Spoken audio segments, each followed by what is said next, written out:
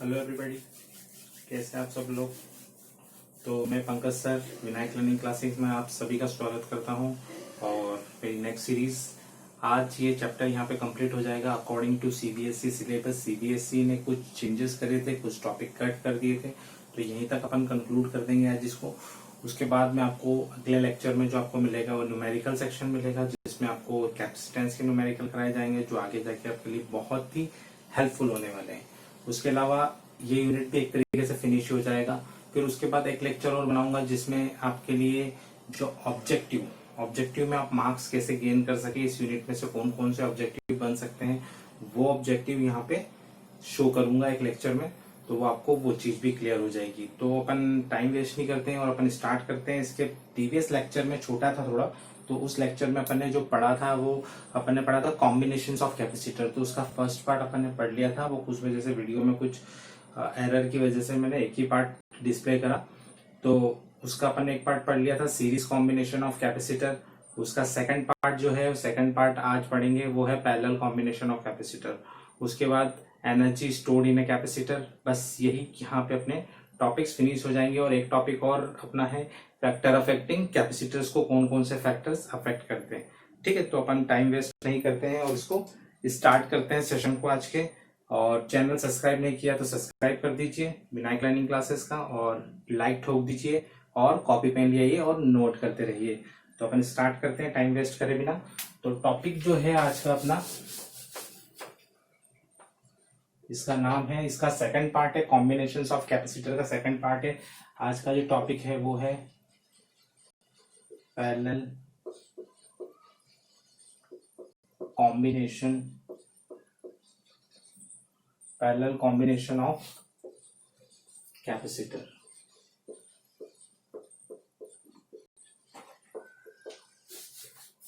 Parallel combination of capacitor, ठीक है।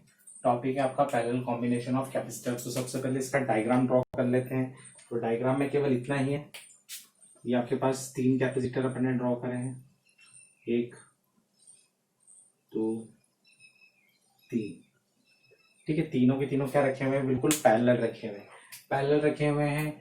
इस पे इसको अपन ने कनेक्ट कर दिया,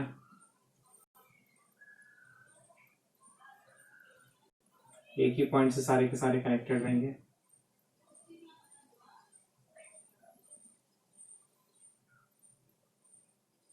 ठीक है, इस पूरे पे रहेगा आपका प्लस Q1 चार्ज और इस पे minus Q1 charge.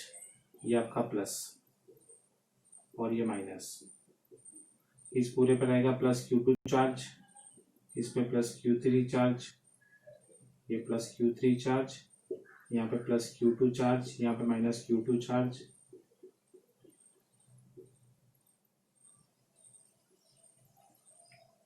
Q3 charge.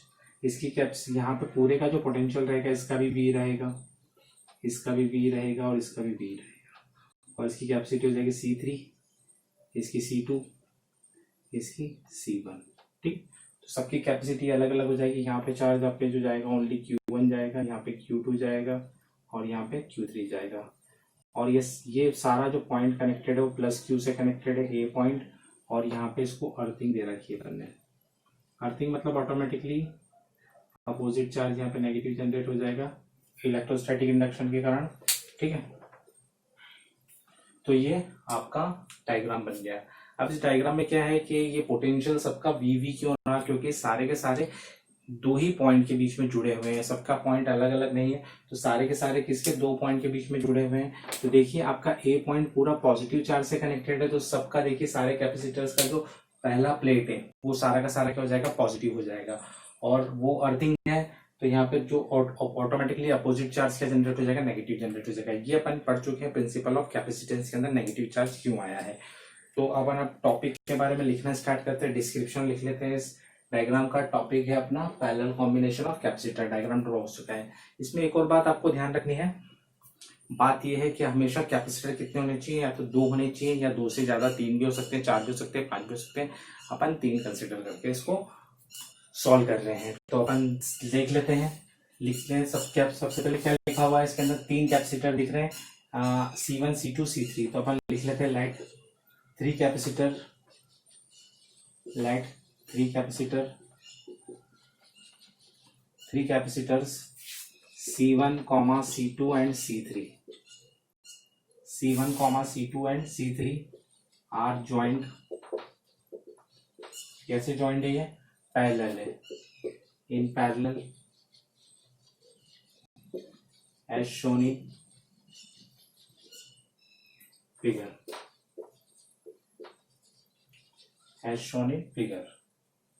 तो यहाँ पे in this type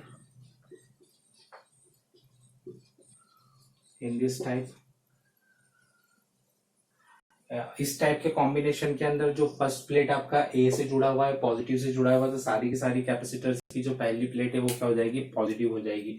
तो अपन लिख लेंगे in this type of combination the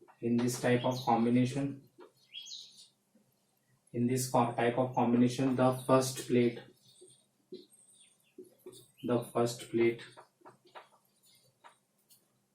plate कैसे join है?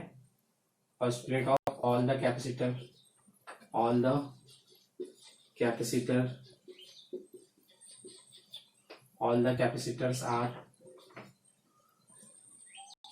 are connected to the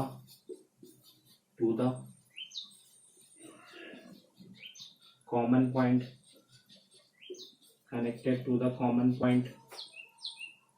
capital A, and second plate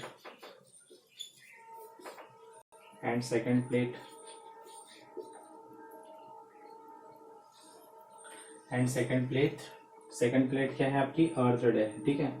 Second plate of all the capacitors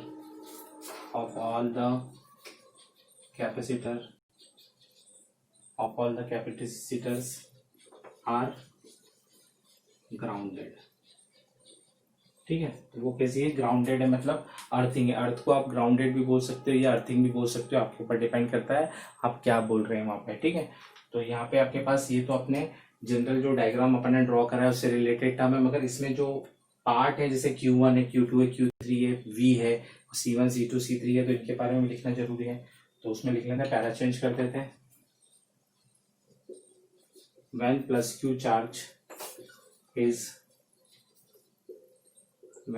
Q charge is given, comma, this charge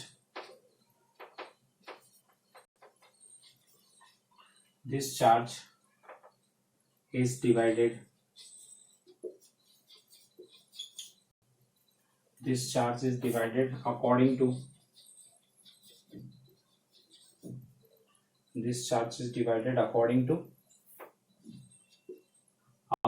the capacities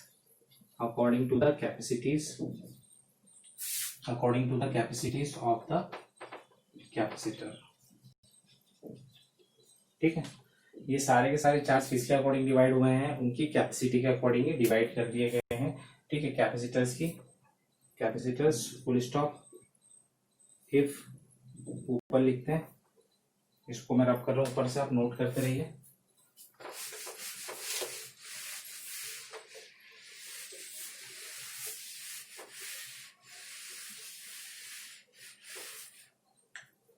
if Q1, Q2 and Q3,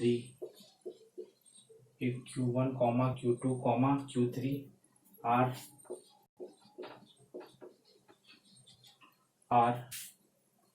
charges gained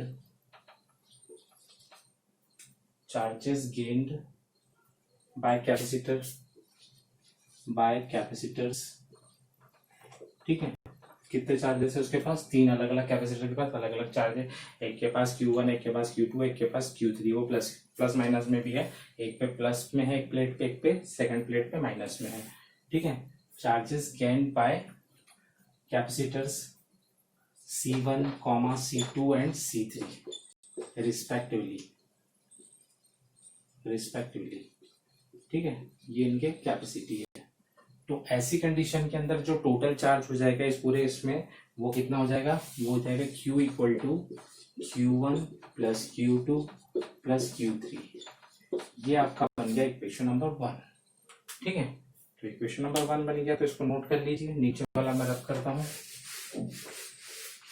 ये आपका equation number 1 बन गया है।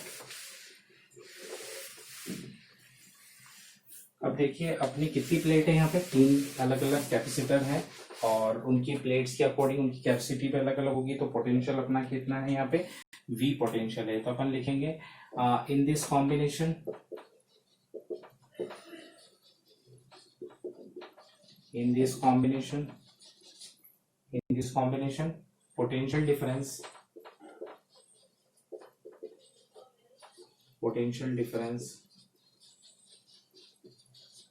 in this combination potential difference between the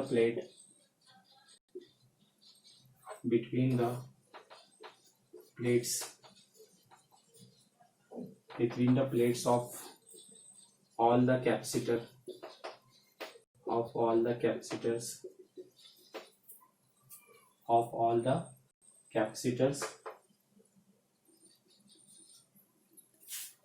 the capacitors is same, C capital V। ठीक है, सारे capacitor का potential क्या है, VV है, क्योंकि ये कॉमन पॉइंट से ही सारे के सारे क्या है, कनेक्टेड है इसलिए। But the charges is different, charge सबसे डिफरेंट, एक का Q1, एक का Q2, एक का Q3 है। ठीक है, बहुत सारी बुकों में आपको स्मॉल Q1, Q2, Q3 भी मिल जाएगा, तो अपन यहाँ पे कैपिटल चला रहे हैं, उसमें कोई हर्ज नहीं है, आप माइनस भी चला, वो स्मॉल लेटर भी चला सकते हो। तो पहली वाली जो कैपेसिटेंस है, तो वहां पे चार्ज कितना हो जाएगा, वो हो जाएगा Q1 equal to C1V, comma second वाले का हो जाएगा Q2 इक्वल टू C2V, और थर्ड वाले का हो जाएगा Q3 इक्वल टू C3V। तो ये अपना तीनों प्लेट्स का अलग अलग का चार्जेस हो गया कि कितना इतना चार्जेस है कैपेसिटी के अकॉर्डिंग। अब ये सारी वैल्यूज जो दिख रही है इसको पुट कर देंगे अपन इक्वेशन नंबर 1 में उठा के, तो अपन लिखेंगे यहाँ पे putting these values in equation 1 we get। ठीक है, तो इक्वेशन 1 में अगर इसको पुट करते हैं सबको, यहाँ से उठा के सबको 1 बाय 1 अपन किस में इक्वेशन 1 में पुट करते हैं, तो क्या मिलेगा अपन को, देखिए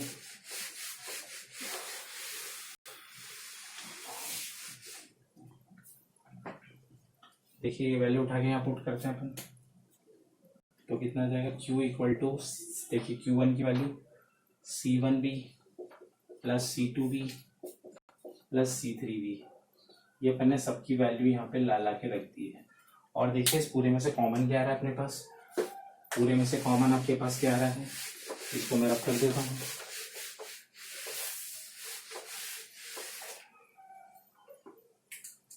पूरे में से जो कॉमन आ रहा है आपके पास वो V कॉमन आ रहा है, ये V कॉमन। ठीक है, पूरे में से कॉमन ये आ चुका है। ठीक है, तो यहाँ पे आप इसको इक्वेशन नंबर क्या बना दीजिए, 2। ये आपका इक्वेशन नंबर 2 बन गया। अब आपको इक्विवेलेंट कैपेसिटेंस की जरूरत पड़ेगी यहाँ पे, तो इक्विवेलेंट कैपेसिटेंस का फॉर्मूला आप जानते हो, तो आप उसके अकॉर्डिंग इस फॉर्मूले को लिख लेंगे एक लाइन के बाद। तो आप क्या लिखेंगे, इफ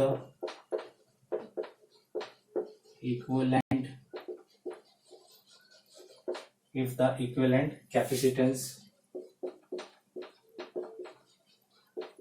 of this combination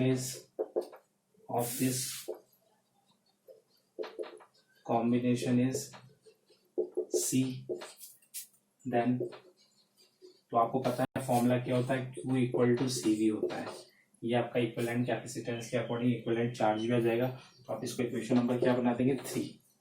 ध्यान से देखिए इक्वेशन 2 और 3 को, LHS LHS कॉमन है तो RHS भी कॉमन हो जाएंगे, तो अपन एक लाइन लिख देंगे from equation 2 and 3।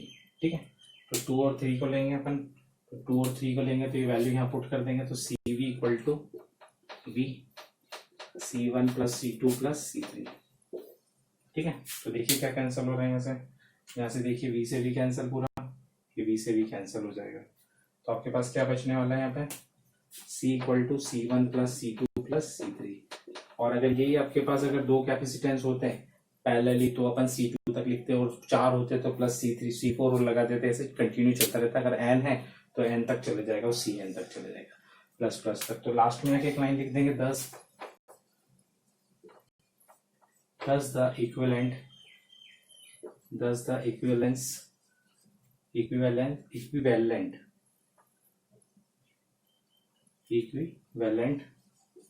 thus the equivalent capacitance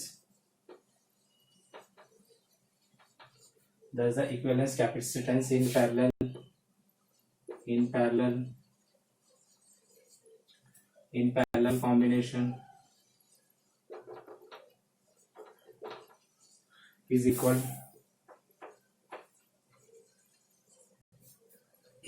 to the sum of individual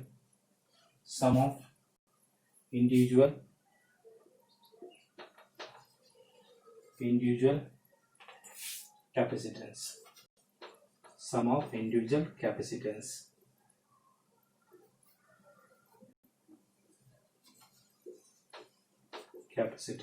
some of individual capacitance. तो आप इसको नोट कर लीजिए, इस चीज को, सारी बातों को। इंडिविजुअल कैपेसिटेंस लिखा हुआ है लास्ट में ये, ठीक है। तो आप इसको पूरी बातों को सबको एक बार एक पॉइंट नोट कर लीजिए। ये फॉर्मूला बहुत ज्यादा इंपॉर्टेंट है, आगे जाके आपके काम आने वाला है। तो आगे बढ़ते हैं अपन, आगे वाला जो टॉपिक है उस पर अपन फोकस करेंगे अपन। वो भी पैरेलल कैपेसिटर के ऊपर ही डिपेंडेंट है, ठीक है। कैपेसिटर के ऊपर ही डिपेंडेंट है। कैपेसिटर्स की एनर्जी क्या होगी, किस फॉर्म में एनर्जी स्टोर होती है, उसमें 3 फॉर्मूले आपके आएंगे, वो काम आएंगे आपके आगे जाके फ्यूचर में।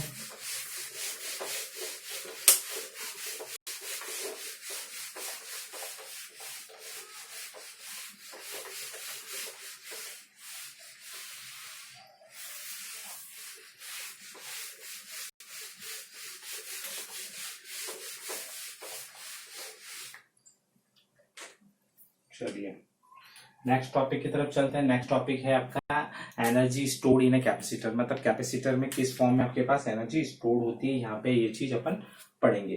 तो energy stored in a capacitor, ठीक है। तो कैसे होती है उसको यू से बताएंगे अपन। तो एनर्जी हमेशा वर्क डन के फॉर्म में स्टोर होती है, तो अपन को उसके अकॉर्डिंग चलना पड़ेगा। तो अपन लिखेंगे अगले टॉपिक का नाम energy stored in capacitor.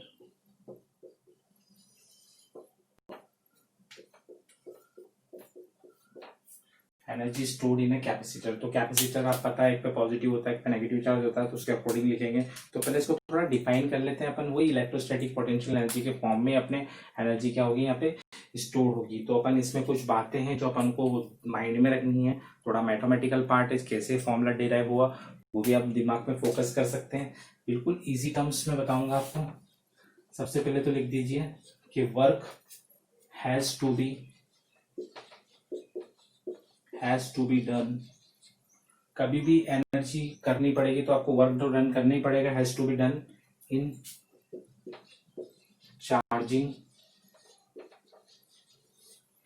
Charging a capacitor, ठीक है। कोई भी कैपेसिटर को आप चार्ज करो, डिस्चार्ज करो, तो आपको कुछ ना कुछ फॉर्म में वर्क डन करना पड़ेगा। तो आप चार्ज करोगे उसको, this work done is stored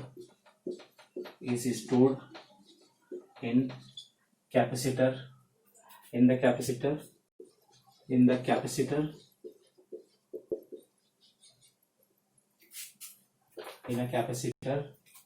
in the form of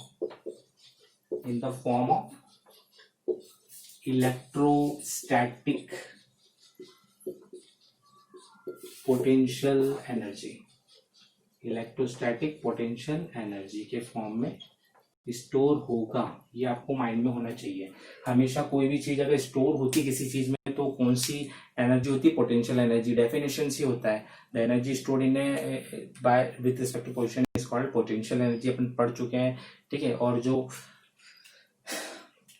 speed से आती है, मतलब जैसे मोशन से आती है, उसको अपन काइनेटिक एनर्जी बोलते हैं। तो अपन ने ये तो इसका डिफाइन लिख लिया है कि किस फॉर्म में स्टोर होगी वो energy potential electrostatic potential energy की फॉर्म में, क्योंकि चार्ज स्टोर होगा इसलिए। तो सबसे पहले अपन लेट कर लेंगे, let at any instant,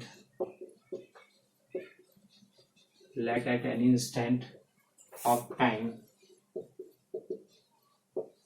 plus q be the charge, plus q be the charge। ठीक है, किसी टाइम के ऊपर प्लस क्यू चार्ज अपन एक प्लस प्लेट के ऊपर है और माइनस क्यू सेकेंड प्लेट के ऊपर है किसी भी कैपेसिटर के।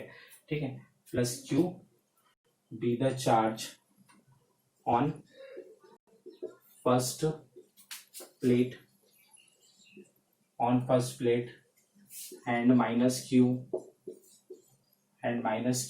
be the charge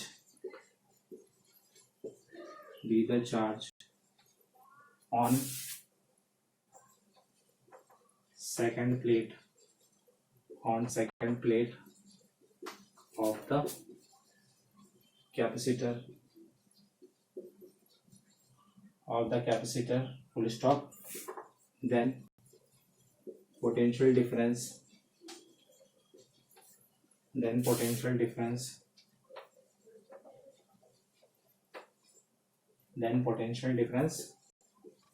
between them। तो उनके बीच का जो पोटेंशियल डिफरेंस हो जाएगा ऐसी कंडीशन में, तो यहाँ पोटेंशियल को अपन V डैश से डिनोट करेंगे। तो हो जाएगा आपका, लिख दीजिए V dash equal to Q upon C। ये आपको पता होना चाहिए। ठीक है, आप फॉर्मूला पता है आपको क्या होता है, Q इक्वल टू सी भी होता है, तो अपन उसको इस फॉर्म में लिख दिया है। इसके नीचे एक लाइन लिख दीजिए, C क्या है, where capital C is the, क्या है ये, कैपेसिटेंस ऑफ कैपेसिटर। ठीक है, क्या बता रहा है ये, कैपेसिटेंस ऑफ कैपेसिटर को डिनोट कर रहा है यहाँ पे। ठीक है, तो इतना आप नोट कर लीजिए, फिर आगे चलते हैं ऊपर। उसके बाद आपको क्या है, पोटेंशियल वर्क का फॉर्मूला पता होना चाहिए। पोटेंशियल के रेस्पेक्ट में to W equal to VQ होता है, वो बात भी आपको पता होना चाहिए। वो अपन पहले पढ़ चुके हैं, प्रीवियस लेक्चर्स आप देख सकते हैं, डायरेक्ट भी आप याद रख सकते हैं कि कैसे आपको याद रखना है। ठीक है,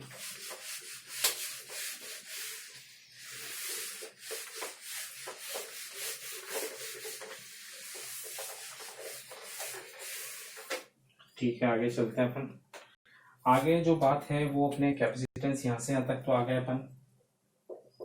ठीक है, तो आगे बात जो है वो है let at the instant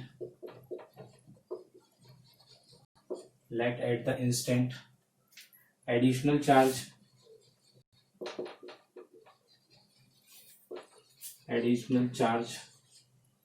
late at the instant additional charge dq is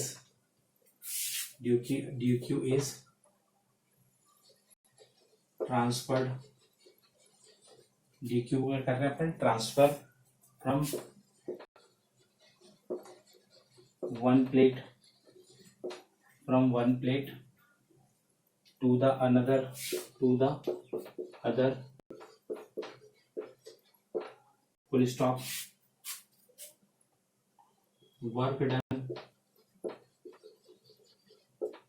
work done in this process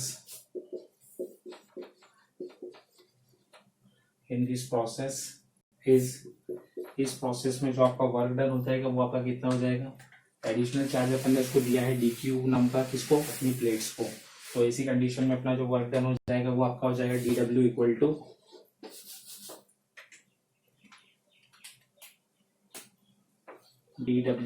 to v dash dq। ये अपना क्या हो जाएगा, वर्क डन हो जाएगा ऐसी कंडीशन के अंदर। ठीक है, और यहाँ से ये v डैश की वैल्यू अपन यहाँ पे पुट करने वाले हैं, तो देखिए डायरेक्ट ही रख लीजिए आप। तो dw इक्वल टू कितना हो जाएगा, आप वैल्यू रखेगा तो q अपॉन c pq, ये अपने पास होगी। ठीक है, अब ये तो क्या है कि जो अपन ने थोड़ा सा चार्ज जो उसको दिया था वो अपने dq से बता रहे हैं, उसके अकॉर्डिंग अपन ने ये फॉर्मूला जनरेट करा है। ये अपन को पहले से पता है, पहले भी अपन इसको पढ़ चुके हैं, आप देख सकते हैं प्रीवियस लेक्चर में जाके। डिस्क्रिप्शन बॉक्स में इसका लिंक मैं प्रोवाइड कर दूंगा, तो आप वहां से जाके देख सकते हैं। आगे जो टोटल इस पूरे एंटायर कैपेसिटर के, मतलब कैपेसिटर इस तरीके से है, ये पूरा पॉजिटिवली, ये पूरा नेगेटिवली, ठीक है, इस तरीके से। तो उस पूरे एंटायर कैपेसिटर के ऊपर, पूरे एंटायर कैपेसिटर के ऊपर जो आपका वर्क डन होगा वो कितना होगा। अपन ने स्मॉल चार्ज दिया, अपन तो बहुत चार्ज देने वाले, तो आगे लिखेंगे अपन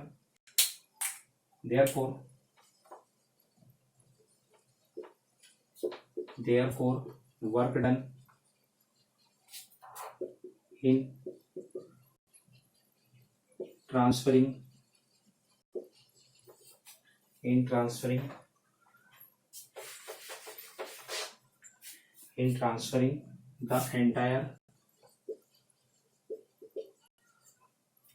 the entire charge from second plate to first plate, ठीक है। सेकंड प्लेट से कहाँ तक भेजना है उसको, second plate to the first plate, is, ठीक है। सेकंड से कहाँ पे जाएगा, फर्स्ट प्लेस के ऊपर जाएगा। तो टोटल वर्क डन जो हो जाएगा वो आप W से बता दोगे, मतलब इस पूरे का क्या करेंगे, इंटीग्रेशन करेंगे, ठीक है। W का पूरे का इंटीग्रेशन कर देंगे तो देखिए इसकी वैल्यू कितनी है, Q/C dQ। ये आपको ध्यान रखना है, डायरेक्ट इंटीग्रेशन का सिंबल है। मैथमेटिक्स के स्टूडेंट तो उसको आगे पढ़ लेंगे, मगर बायो वाले बच्चों के लिए केवल डायरेक्ट ही आप याद रखिए इसको, क्या है, सिंबल ऑफ इंटीग्रेशन, ठीक है। इसको आगे सॉल्व करते हैं।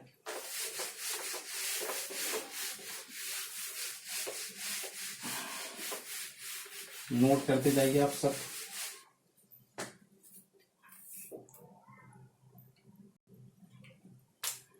ठीक है, ये आपका इंटीग्रेशन सिंबल को बता रहा है, तो आप आगे देख लीजिए आगे क्या करने वाले अपन।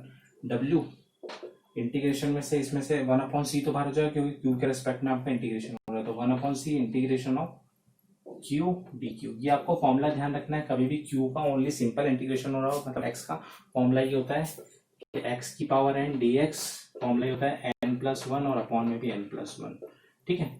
तो आप पावर क्या कर सकते हैं, 1 इंक्रीज कर सकते हैं। तो यहाँ पे Q की पावर कितनी है, 1, तो उसकी पावर कितनी हो जाएगी 2, और अपॉन में क्या जाएगा 2। तो आप डायरेक्ट लिख सकते हैं W = 1/c, और यहाँ पे लिख सकते हैं Q²/2, ठीक है। तो आपका जो फॉर्मूला जनरेट हो गया यहाँ पे वो हो जाएगा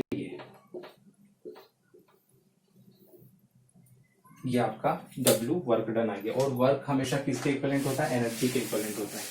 तो यहाँ पे कौन सी एनर्जी चल रही है, पोटेंशियल एनर्जी। तो आप लिख लीजिए लास्ट में क्या, this work done is stored in a capacitor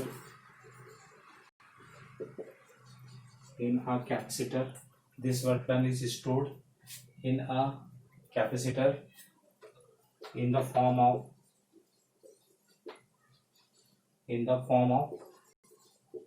its, किस फॉर्म में स्टोर हो रहे हैं, इलेक्ट्रोस्टैटिक पोटेंशियल एनर्जी के फॉर्म में,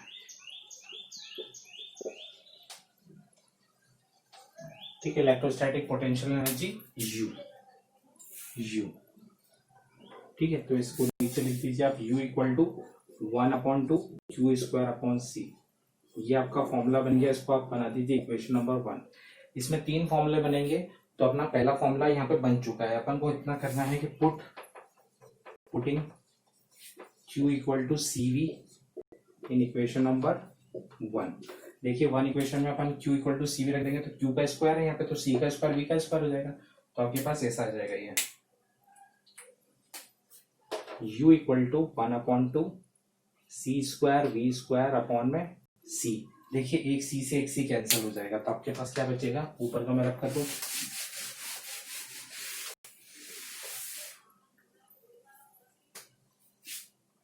U = 1/2 CV² रह जाएगा, एक C से एक C कैंसिल हो जाएगा यहाँ पे। तो आपका सेकंड फॉर्मूला जनरेट हो गया। अगेन अपन को एक और पुट करना है कि पुटिंग, एक बार अपन ने रखा था किसका वैल्यू, Q = CV रखा था, अब अपन एक बार और रख देंगे putting C = Q/V in equation number 2 के अंदर रख देंगे अपन। तो क्या मिल जाएगा अपन को यहाँ पे, देखिए U = अगर मैं यहाँ पे से इसको यहाँ पे ले आके रख दूं तो कितना हो जाएगा 1/2 सी की जगह Q/V इंटू वी स्क्वायर। तो एक v से v कैंसिल हो गया, देखिए ये v से v कैंसिल हो गया, तो आपके पास कितना आ जाएगा ये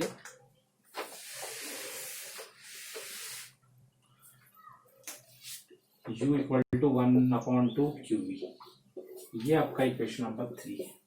ठीक है, तो ये इक्वेशन जो 1, 2 और 3 यही रिप्रेजेंट कर रहे हैं किसके अंदर, एनर्जी, कैपेसिटर की एनर्जी को रिप्रेजेंट कर रहे हैं। तो अपन लिखेंगे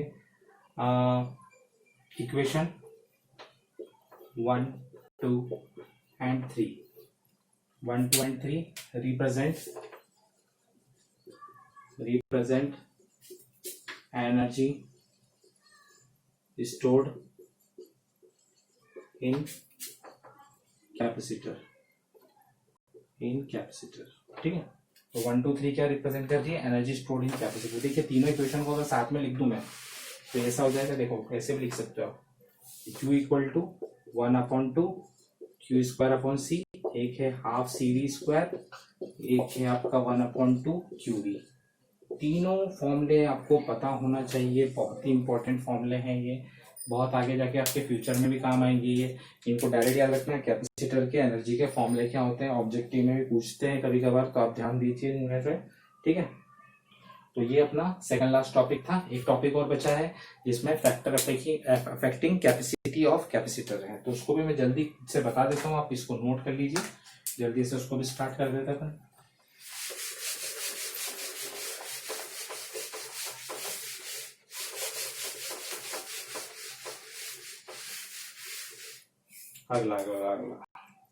अगला जो टॉपिक है आपका वो है factor affecting the capacity of capacitor. वो है factors affecting the capacity of capacitor, ठीक है। Factor affecting the capacity of capacitors. Capacitors की फैक्टर्स कौन कौन चीजें अफेक्ट करती है, तो क्या लिख लेंगे, सबसे पहली लाइन तो आपको पता ही है, following factors are affecting the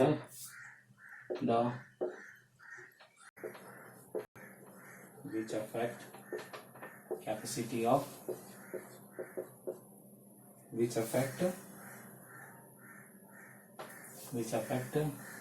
capacity of capacitor, ठीक है।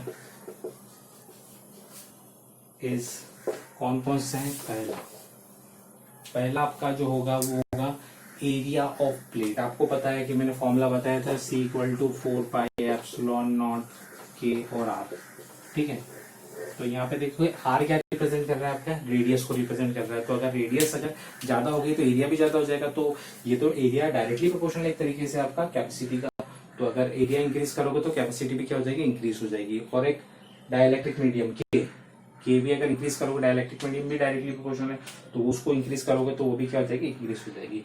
तो आप देख लीजिए इसके अकॉर्डिंग क्या लिखाएगा इसमें। पहला है आपका एरिया ऑफ प्लेट्स, ठीक है।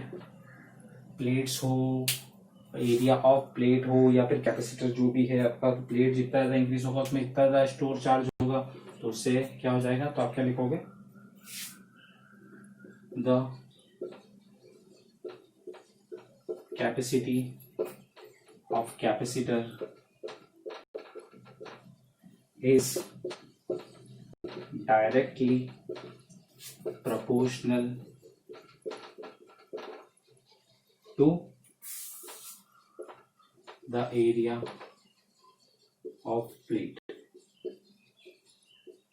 that is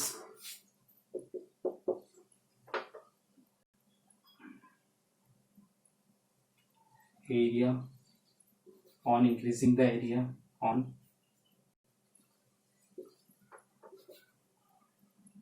increasing the area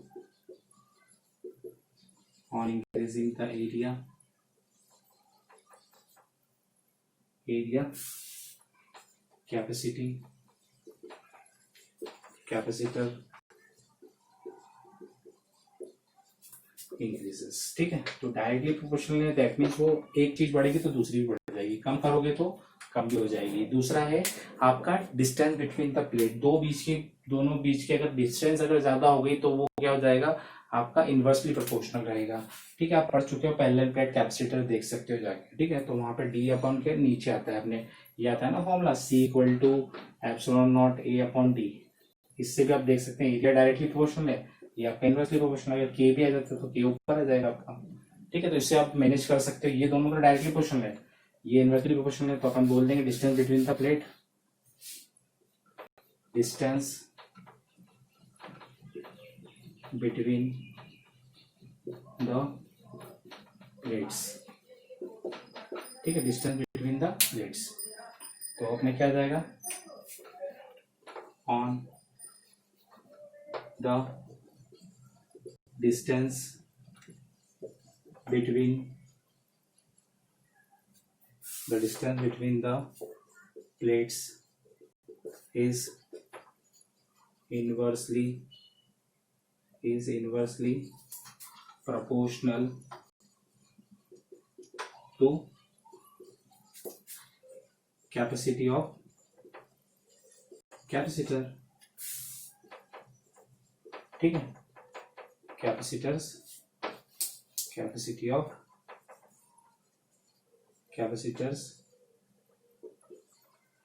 on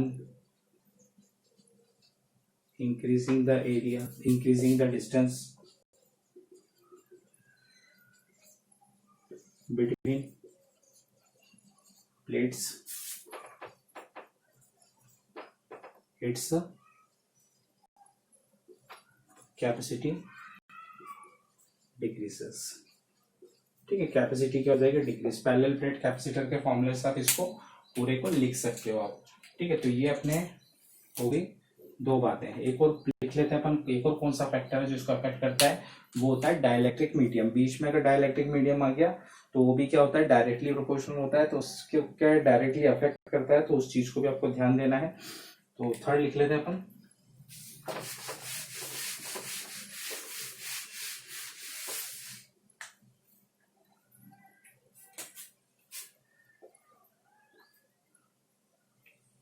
medium between the plates. ठीक है, दोनों के बीच का मीडियम क्या है उस पर भी डिपेंड करेगा ये।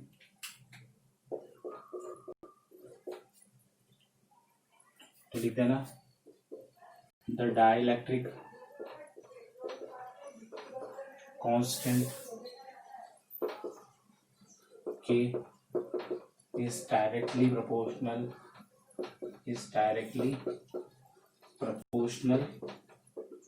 to the capacity of capacitor।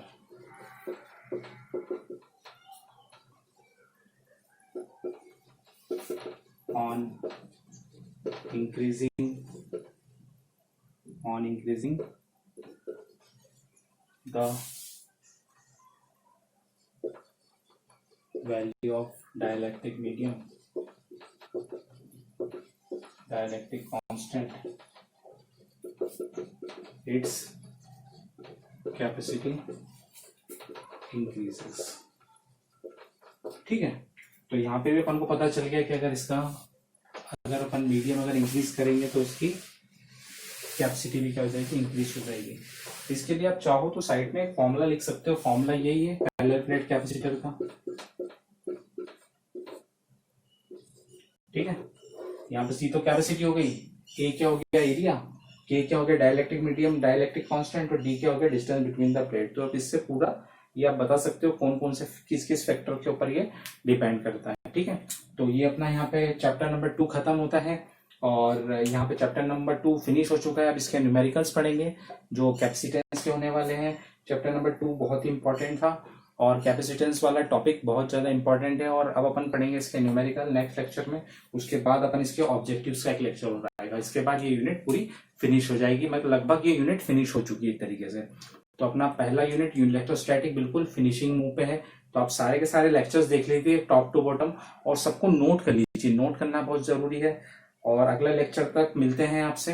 तब तक के लिए विनायक लर्निंग क्लासेस से मैं पंकज सर आपको मैसेज देना चाहता हूँ, पढ़ते रहिए, आगे बढ़ते रहिए और माता पिता का नाम रोशन करते रहिए। जय हिंद, जय भारत।